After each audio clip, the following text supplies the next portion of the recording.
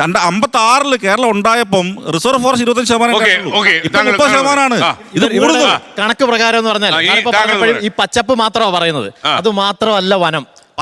പച്ചപ്പ് ഞാൻ പറഞ്ഞോട്ടെ സാറേ, സാറ് പറഞ്ഞപ്പോൾ ഞാൻ ഉണ്ടായിരുന്നില്ല. ഞാൻ പറഞ്ഞ സാറിന് കേൾക്കണം.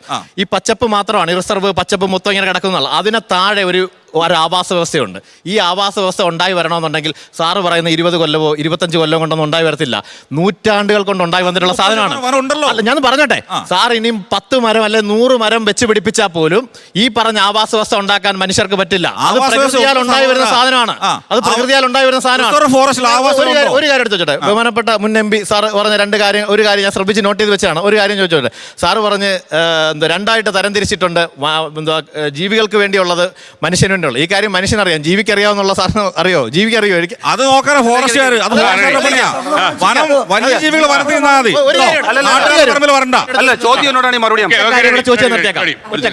അതായത് സാറ് പറഞ്ഞ പോലെ ഇതാണ് നമ്മുടെ സാറിന്റെ ഒരു വസ്തുവാന്ന് വെക്കുക. ഇത്രയും സ്ഥലം ഇതിനെ പകുതിയായിട്ട് തിരിച്ച് സാറിനും സാറിന്റെ അനിയനും തന്നു. മനസ്സിലായി? ഇവിടെ മുഴുവൻ കത്തി ചാമ്പലായിക്കൊണ്ടിരിക്കുക. സാറിന് ഇവിടെ നിൽക്കാൻ പറ്റുമോ ഇല്ലയോ? സാർ അതിന് ഉത്തരം മാത്രം പറഞ്ഞാൽ. ആദ്യം ചോദിച്ച ചോദ്യം മൃഗത്തിനും മനുഷ്യനും ഇത് വേർതിരിക്കാൻ പറ്റുമോ എന്ന്. തീർച്ചയായിട്ടും നിങ്ങളെ മൃഗത്തിന് ഇത് മനസ്സിലാകില്ല എന്ന നല്ല ബോധ്യമുള്ള ഒരാളാണ് ഞാൻ. അത് മൃഗത്തിന് ഇവിടെ വന്ന് കൃത്യമായ ഒരു അതിർ നിശ്ചയിച്ചാൽ അതിനപ്പുറം നിൽക്കും മൃഗം എന്നുള്ള ധാരണയോടുകൂടി ഈ കാര്യത്തിൽ ഇടപെടുന്ന ഒരാളുമല്ല. നമുക്കിപ്പോൾ അല്ല, അങ്ങ് പറഞ്ഞ ഒരു സ്റ്റേറ്റ്മെന്റ് ഇത് നമ്മൾ മനുഷ്യ വന്യജീവി സംഘർഷമായിട്ട് കാണണ്ട, വന്യമൃഗങ്ങളുടെ ആക്രമണമായിട്ട് കാണണം എന്നാണ് അദ്ദേഹം പറഞ്ഞത്. അതായത് അതാണ് തുടങ്ങിയത്. ഞാൻ പറഞ്ഞ ഇവിടെ പറഞ്ഞിട്ടുള്ള ഓരോ കാര്യത്തിനകത്തും ഞാൻ ഒരു അഭിഭാഷകൻ എന്ന നിലയിൽ കഴിഞ്ഞ 10-30 വർഷക്കാലമായി കോടതികളിൽ പ്രാക്ടീസ് ചെയ്യുന്ന ഒരാളെന്നുള്ള നിലയ്ക്ക് ഞാൻ പറഞ്ഞ ഓരോ കാര്യം ഓൺ ചെയ്തുകൊണ്ട് പൂർണ്ണ ഉത്തരവാദിത്തോടുകൂടിയാണ് പറയുന്നത്. എനിക്കത് വിശദീകരിക്കാൻ നിങ്ങൾ അവസരം തന്നാൽ മതി. ഞാൻ ഒത്തിരി സമയം എടുക്കത്തില്ല. ഞാൻ വളരെ പെട്ടെന്ന് പറഞ്ഞ് അവസാനിപ്പിക്കും. ഞാൻ നിങ്ങൾ ആനയ്ക്കും മൃഗങ്ങൾക്കും വോട്ടില്ല താങ്കൾ പറഞ്ഞ ഭംഗി ഇല്ലല്ല, ഈ വിഷയത്തിൽ ആനയ്ക്ക് വോട്ടില്ല, മൃഗങ്ങൾക്ക് വോട്ടില്ല, മനുഷ്യന് വോട്ടുണ്ട്. അതുകൊണ്ടാണ് താങ്കൾ ഈ ഇല്ലാത്ത വാദം ഉന്നയിക്കുന്നത്. ചേട്ടാ, ഈ മനുഷ്യനും മൃഗത്തിനും ആർക്കാണ് വോട്ട്? മൃഗങ്ങൾക്ക് വോട്ടില്ല, മനുഷ്യന് വോട്ടുണ്ട്. അതുകൊണ്ട് ഞാൻ മനുഷ്യന്റെ ഭാഗത്ത് നിൽക്കണമെന്ന് പറഞ്ഞ ഭംഗി ഞങ്ങൾക്ക് എല്ലാവർക്കും മനസ്സിലാവും, ലോകത്തുള്ള എല്ലാവർക്കും മനസ്സിലാവും. ഞാൻ പറഞ്ഞല്ലോ, മനുഷ്യന് വോട്ടുണ്ട്, മൃഗത്തിന് വോട്ടില്ല എന്ന് നിങ്ങൾ പറഞ്ഞ് ഞാൻ അങ്ങ് അംഗീകരിക്കുകയാണ്. ഇനി ഞാനൊന്ന് പറഞ്ഞു കൊടുത്താൽ അംഗീകരിക്കാം സമയം.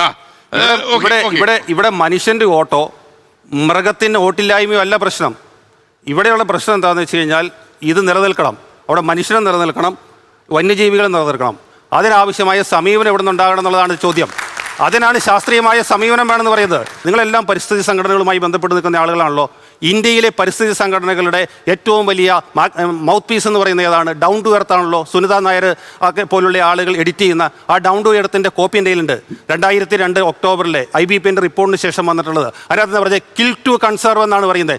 എന്തുകൊണ്ടാണ് കിൽ ടു കൺസർവ് എന്ന് പറയുന്നത്? കൊല്ലാൻ വളരെ വൈരുദ്ധ്യമുള്ള ഒരു സങ്കല്പമാണ്. എന്താ പറയുന്നത്? അതിൻ്റെ കാര്യം കൊന്നു തിന്നണം എന്നല്ല, മറിച്ച് ആവാസ വ്യവസ്ഥയുടെ ആരോഗ്യം കാത്തുസൂക്ഷിക്കുന്നതിന് വേണ്ടി ഓരോ ആവാസ വ്യവസ്ഥയുടെയും അതിർത്തി നിശ്ചയിച്ച് അതിൻ്റെ കൃത്യമായ വാഹകശേഷി കണ്ടെത്തി ആ വാഹകശേഷിക്കുള്ളിലേക്ക് അതിനെ കണ്ടെയ്ൻ ചെയ്യുന്ന ശാസ്ത്രീയമായ സമീപനം വേണമെന്നാണ്. അങ്ങനെ സമീപനം ഉണ്ടാകുമ്പോൾ നിങ്ങൾ ഈ പറഞ്ഞ മനുഷ്യന്റെ ആവാസ വ്യവസ്ഥയിലേക്ക് മൃഗങ്ങൾ വരുന്നതൊക്കെ തടയാൻ പറ്റും. പറയാം. മൃഗങ്ങളുടെയും മനുഷ്യന്റെയും ആവാസ വ്യവസ്ഥ കൃത്യമായി നിർവചിക്കപ്പെട്ടിട്ടുണ്ട്, തിരിക്കപ്പെട്ടിട്ടുണ്ട്. അപ്പോൾ മൃഗങ്ങൾ അവരുടെ ആവാസ വ്യവസ്ഥ എന്നാണ് പറഞ്ഞത്.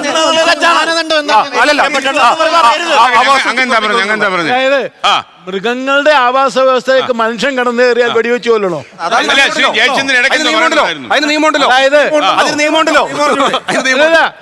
മനുഷ്യൻ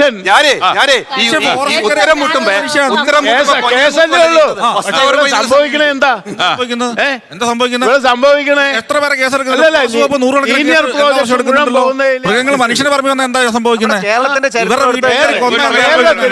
കേരളത്തിലെ ഡെവലപ്മെന്റ് ആക്ടിവിറ്റീസ് എന്ന് പറഞ്ഞ് വനേതര പ്രവർത്തനങ്ങൾ നടത്തുന്നതിന്റെ അടിസ്ഥാനത്തിൽ എത്രമാത്രം മൃഗങ്ങൾക്ക് ഡിസ്പ്ലേസ് ചെയ്യേണ്ടി വന്നിട്ടുണ്ട്.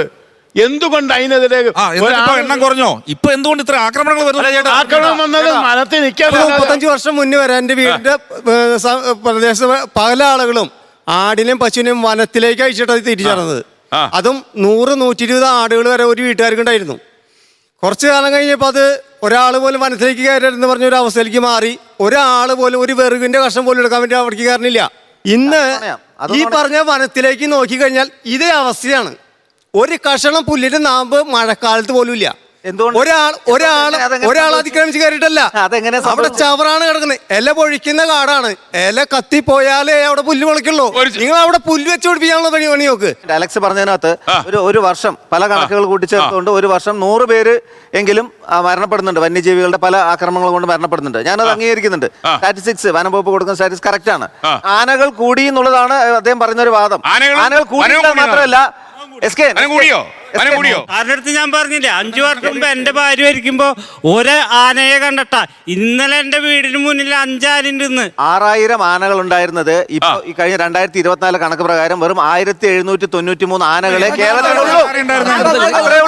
വനംവകുപ്പിന്റെ ആധികാരികമായ വേറെ ആരെയും ഇത് ആനയുടെ കണക്കെടുക്കാൻ അനുവദിച്ചിട്ടില്ല. നമ്മള് ഇത് അനുഭവിച്ച ഒരാളാണ്.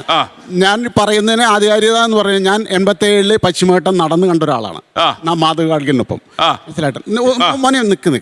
അതെ, അപ്പം നമുക്ക് ഇവിടെ പ്രശ്നങ്ങളുണ്ട്. ഈ പ്രശ്നങ്ങളെ എങ്ങനെ യൂസ്ഫുള്ളായി നമ്മൾ കണ്ടെത്താം എന്നുള്ള പരിഹാരം കണ്ടെത്താം എന്നുള്ളതാണ് നമ്മുടെ ചർച്ച പ്രധാനമായിട്ട് സമയം നീക്കി വെക്കേണ്ടത്. നിങ്ങളിങ്ങനെ കണക്ക് പറഞ്ഞ് പരസ്പരം കണക്ക് പറഞ്ഞ ആളായിട്ട് ഒരു കാര്യമില്ല. ലോകത്തെവിടെയായാലും ഏത് സമയത്തും 24 വാർത്തകളും ഓഗ്മെന്റഡ് റിയാലിറ്റി പാക്കേജുകളും എക്സ്പ്ലെയിനറുകളും വിശദമായി കാണാൻ ഞങ്ങളുടെ യൂട്യൂബ് ചാനൽ നിങ്ങൾക്ക് സബ്സ്ക്രൈബ് ചെയ്യാം.